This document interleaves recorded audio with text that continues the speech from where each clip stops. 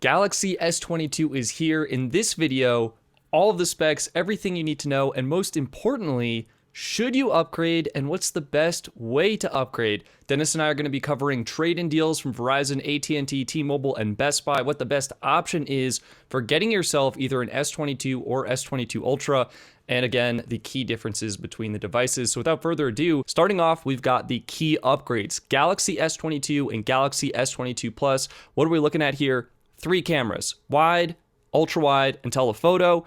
Improvements to the camera, nightography, and night portrait mode. Big improvement here with night portrait mode is you can now use the regular wide angle camera to take a night portrait. You no longer need to use the zoomed in telephoto camera for portrait shots. How is this enabled? We've got 58% wider correction angle for the optical image stabilization, and the camera is processing 4 times more motion data for video for better video image stabilization. What's powering this thing? We've got a new 4nm processor. It's the Snapdragon 8 Gen 1 here in the United States. Outside the US, you're looking at the Exynos 2200 processor by Samsung. What's this thing made out of? Armor aluminum, whatever Samsung's calling it, should be strong. And you've got Gorilla Glass Victus Plus on the front and back. And that's pretty much it. One big thing I want to touch on here, Samsung is offering the 128 gig model as the baseline, but because of certain promos that Dennis and I are going to talk about later in this video, you can actually get the 256 gigabyte model for the exact same price. So it effectively starts at 256 gigabytes. That is pretty much everything you need to know about the Galaxy S22 and S22 Plus. Let's move on now to the Galaxy S22 Ultra. Big improvements here. You now have a 108 megapixel wide angle camera and a new 10 times zoom telephoto lens.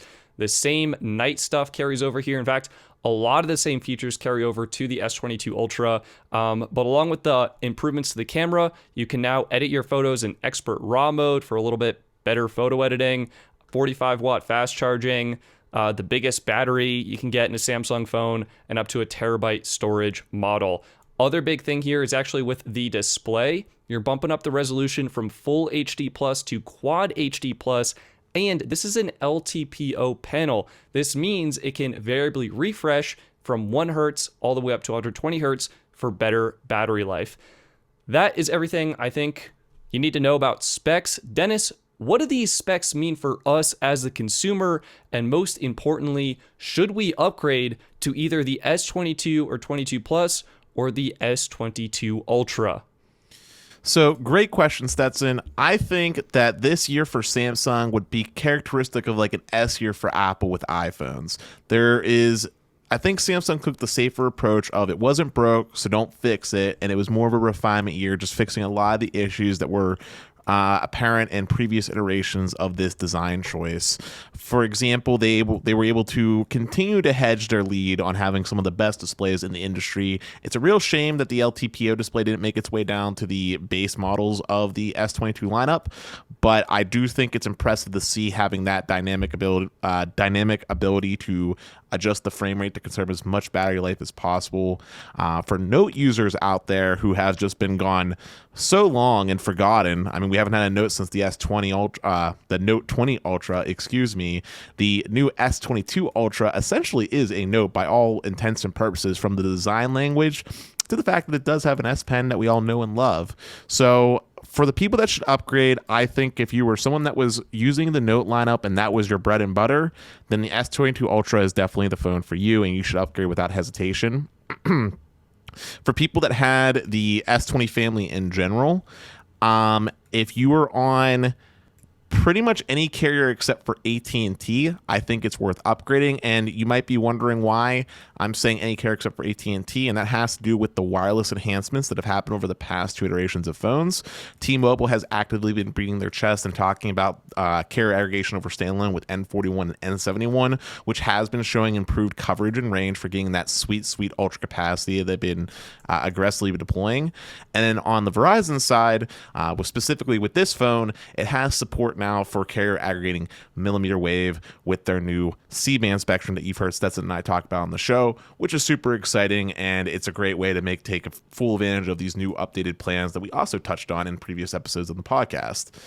If you're someone that has an S21 though currently, it's a tougher decision on whether or not it's worthwhile because I do believe the improvements are rather minor. I don't necessarily think it's going to make a game changer type of experience difference in your day to day. That kind of upgrade would be like going from like a 12 to a 13. Yes, there are improvements. Yes, they are there. But it's a hard pill to swallow when you're starting at a $1,200 baseline for the Ultra phone, which for me would be the only one that would make sense as far as upgraded features over the previous S21 iterations. Dennis, I agree with everything you're saying here. I think if you have last year's phone, the takeaway is last year's phones were great. It's a minor iterative update to get this phone. If you're an enthusiast, you're already getting it. Doesn't really matter. If you're more of a casual consumer, odds are last year's phones are going to work great for you. Still great battery life, great cameras, great features, everything you need.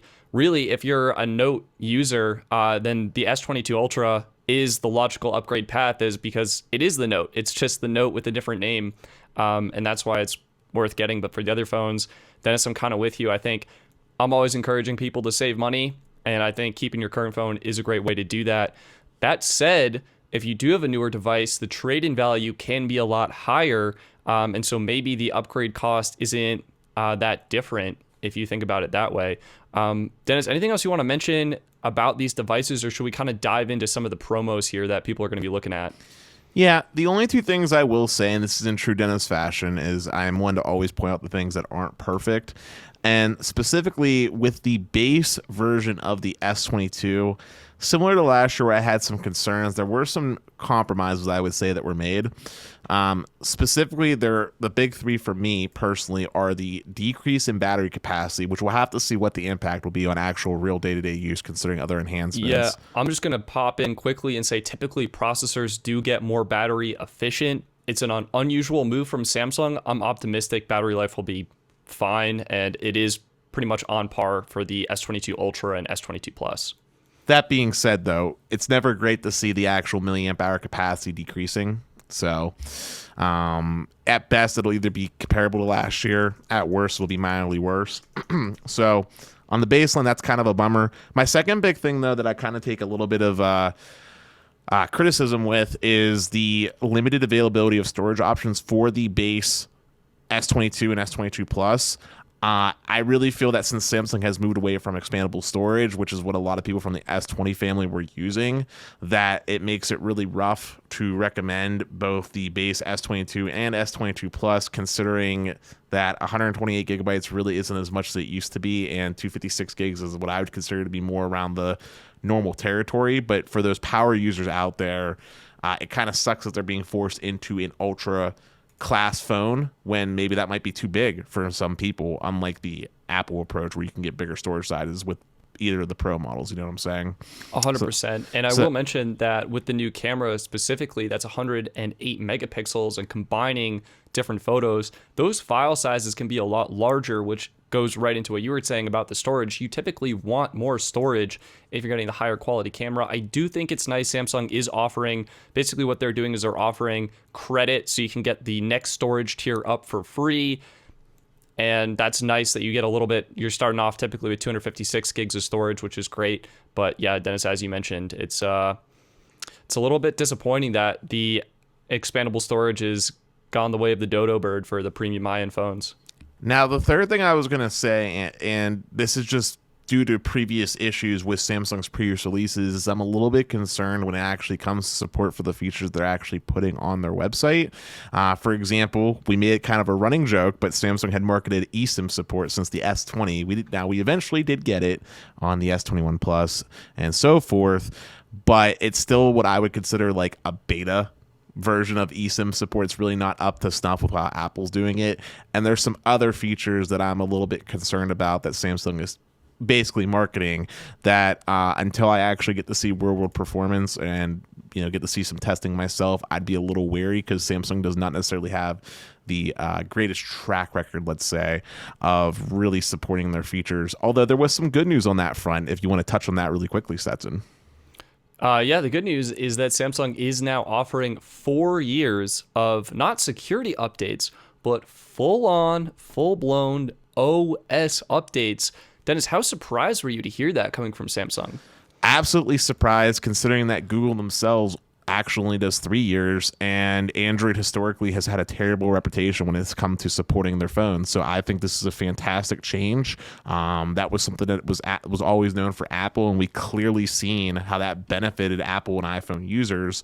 So I'm really optimistic and hopeful that Samsung stays tried and true with that sentiment, because it'll bring so much life out of these phones for so much longer.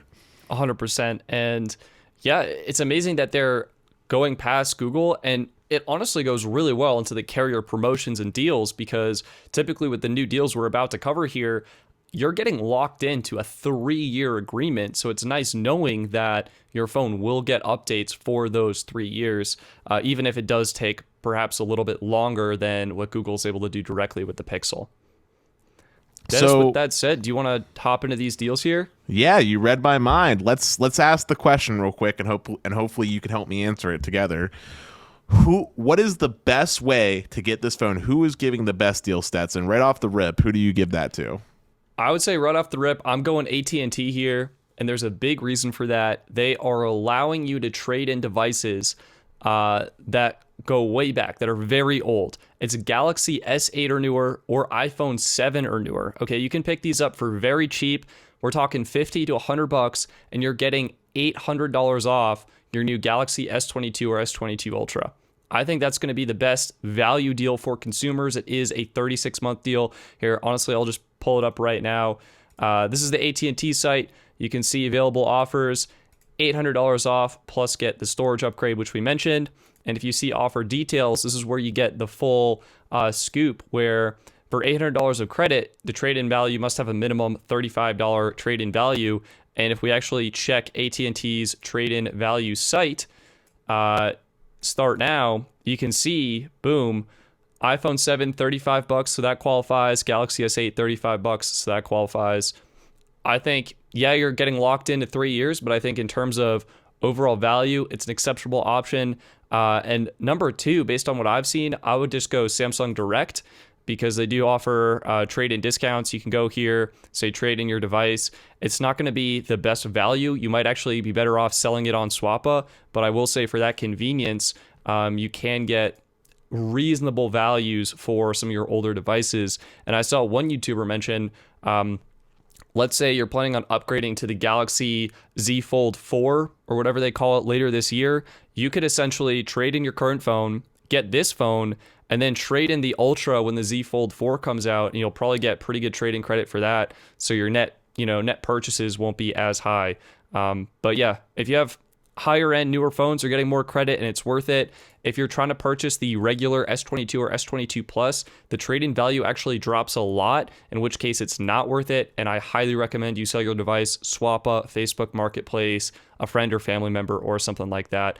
Be sure to check out everything on Samsung's website to see like exactly how much credit you're getting, but it definitely drops for the lower end models. So something to keep in mind. Dennis, what do you think is your favorite trade-in deal? We've covered Samsung, you're getting unlocked phone, which I love. AT&T, you're getting locked into a 3-year deal, but I really like what they're doing with the older devices. What's your pick right now for the best deal? Yeah, so my personal stance is I'm usually typically anti-finance, especially when it's through the carriers, just because for me personally, having a locked phone makes it very difficult for me to use. I'm sure you feel the same way, Stetson. I mean, we both have numbers across multiple carriers, so it's pretty important to us to be able to pop it out. But even for the everyday consumer, I think as life eventually turns back to normal and we eventually get back to being able to travel, it's very convenient to have an unlocked phone so you can take advantage of things like Airlu instead of having to pay those very expensive international roaming prices with your domestic carrier. Yeah. That being said, I think Samsung is doing a bang-up job with their deals this year, especially too if you're planning on taking advantage of buying any additional accessories, because I know they've been doing some instant rebates when it comes to... Oh, yeah. You get...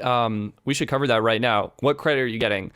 If you get the Ultra, $200 of credit. Okay, that's basically enough to get a free Galaxy Wear watch or whatever they're calling it. If you go with the S22 or S22 Plus, you're getting $100 and $150 of credit respectively, except somehow Samsung glitched on my order and I got $150 credit, so thank you, Samsung, for that. I'm a little bummed. This isn't just like on the phone, right? Like you could basically subtract this from the cost of the phone, and that's like, I don't know how Samsung values it. But it is nice if you're kind of an early bird, you get this nice bonus perk. And they do have a lot of options: wireless charging pads, 35-watt fast charging power brick, cases and accessories, the watch. It is really nice to accessorize your phone, and the phone will not include a power adapter in the box. But again, with that free credit, you can pick one up if you do need it. Well, Stetson, I'll answer your question. The reason why they didn't put it towards the phone is because they want to make profit on the phone, and the cost to actually make, say, the case might be $1. And even though they have it sold for $50, most people need a case. Most people need a charger now that it's not included, so that's probably the reason why that's there. Yeah. So anyway, point being, I think that's pretty good. I think that's not a terrible deal, especially since you don't have to necessarily go through a carrier, and they're doing the free price, the free storage upgrade as well that we mentioned. So this is what we were talking about. Instead of getting the 128 gigabyte model, make sure you go ahead and select the 256 gigabyte model. Samsung says it's limited time only. We'll see what that means, but just make sure this selection is correct. I know I almost processed an order for the incorrect capacity and basically lost out. Something to keep in mind. Now, outside of Samsung, I actually am going to go back to the one that I took advantage of when I bought my iPhone 13 Pro Max, and that would be Best Buy. I think Best Buy is doing a, relatively speaking, decent deal as well. Basically, if you activate your phone through them, you'll get a $200 rebate towards your phone, and that stacks, obviously, with whatever your carrier option is doing. So I'm seeing up to a $200 Best Buy gift card. Ends on February 24th, so keep that in mind. Let's see if we can get more info here. So we do ultra memory. Make sure you do the free memory upgrade. This is exactly what I was just talking about. So you have to do it with a carrier, so then it has to be activated to get the Okay, deal. So we would have to do unlocked. Let's just do Verizon. I like Verizon. Yeah, you have to actually activate it. And you have to activate it in store to get the deal. But yeah, one-time payment, activate today, and I think you should be able to get free $200 gift card with purchase. Yep, so that's the caveat. You have to activate it through a carrier, but there's nothing stopping you from immediately paying off the phone with your carrier after you do what you got to do. Yeah, it looks like you could even do just the one-time payment right there. That's what I did with my iPhone. Dennis, this is kind of a hack. Verizon got rid of the 24-month device financing, but it's clearly here on the Best Buy website. So if you want to finance over 2 years for whatever reason, it looks like Best Buy is your route that is still offering that option. Yeah, so for me, Best Buy, I really like. Do they do trade-in deals too? Like, can you yes, trade they in your do old phone trade-in and get credit? Yes, they do trade-ins, and that's another reason why I like them. So Stetson, you've been with it before, I believe, with AT&T when it came to doing trade-ins, or somebody, I'm sure. At some I did point. Verizon, yeah. All right, so you know how it can go, right? You ship it. It could be a hassle getting it applied. When you do the trade-in, you literally do it in store, and bada bing, bada boom, you get it like that. There's no arguing that it was broken or whatever. You just get it like that. And here's the beautiful thing in the case of this pre-order, okay? Let's just say you want to process a pre-order deal at Best Buy. You pre-order the phone. You tell them what phone you want to trade in. They let you keep your phone until it's time to actually go pick it up at store. Then you just simply show them said phone. They give you your credit. You get your new phone, and you're off and ready to run. It's perfect. There's no waiting. That's amazing. For me, the whole experience by dealing with Best Buy, great. It was the Best Buy in your mind. Yeah, I mean, look, Best Buy has their problems, customer service or whatever, but look, if you're going to buy a phone and you're okay going through a carrier, it's pretty primo. I would go with that. For me personally, and this is my spicy take, I don't think any of the carrier deals are actually good deals, and that's just my humble opinion. Well, let's go through the rest of the carrier deals. So we talked about AT&T. You're getting up to $800 off, and you can trade in a super old phone. You are locked in for 3 years. We talked about Best Buy. You can basically get it. It's not unlocked, but you can get a pretty good deal on it. $200 gift card. You can trade in your old device. What's Verizon doing?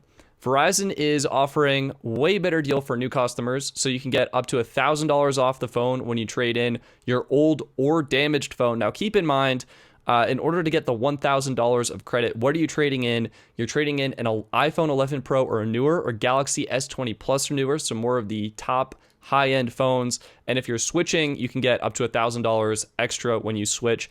Existing customers basically get the same promo, but you have to be on the 5G Get More plan. This is Verizon's way of trying to get customers to upgrade to their more expensive $90 a month 5G Get More plan.